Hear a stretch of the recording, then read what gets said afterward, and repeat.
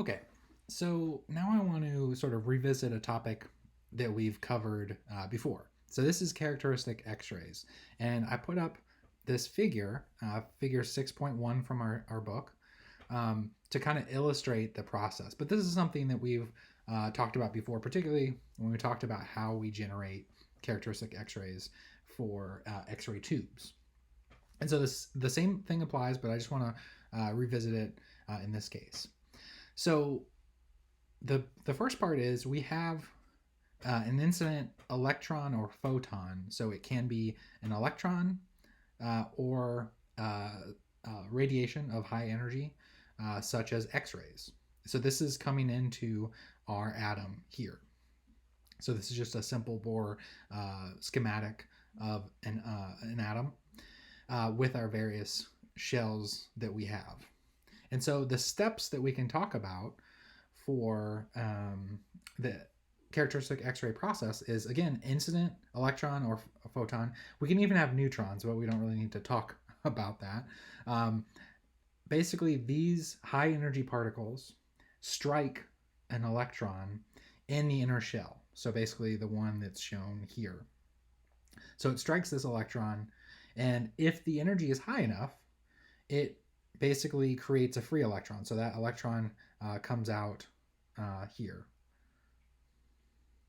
Actually, I think it's pointing to this one here. So it ejects that orbital electron. And so that's now a free electron because it's no longer part of the atom. And so this ionizes the atom here, and it leaves it in an excited state. So this is basically the excited state here.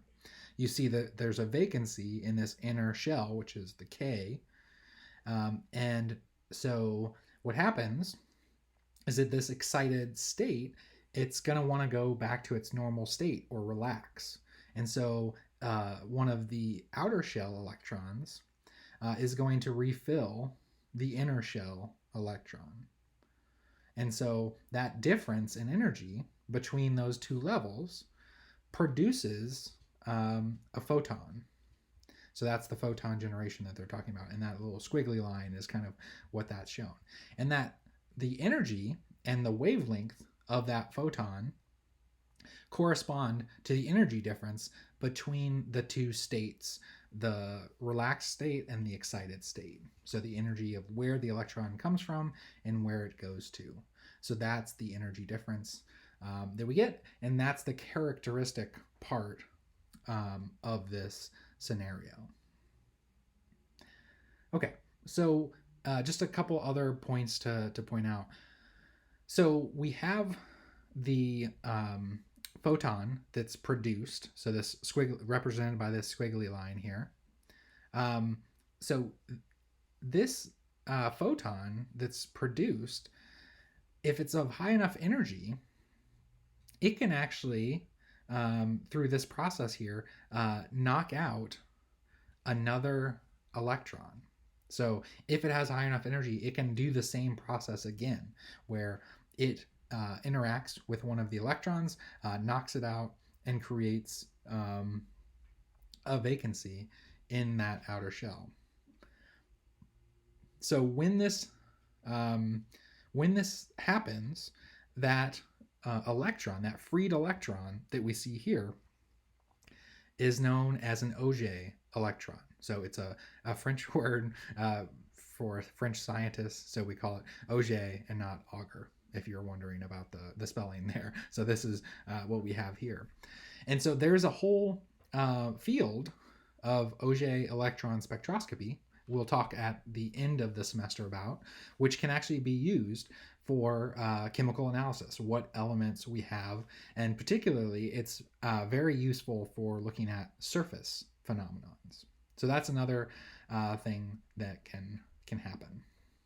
And so that's just one more sort of thing that can occur when we're undergoing this characteristic X-ray generation.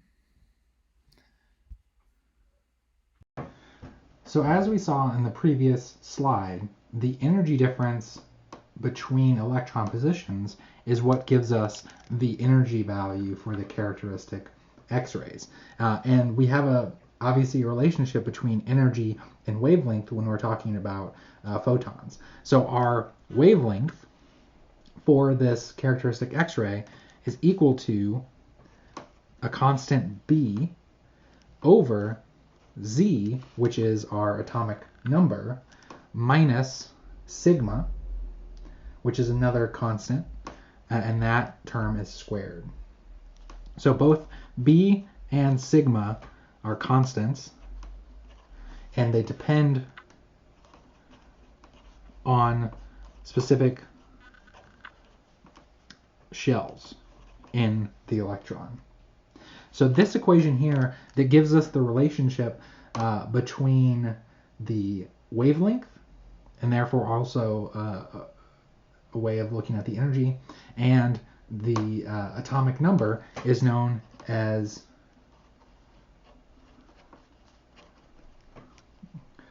Mos-Eisley's law.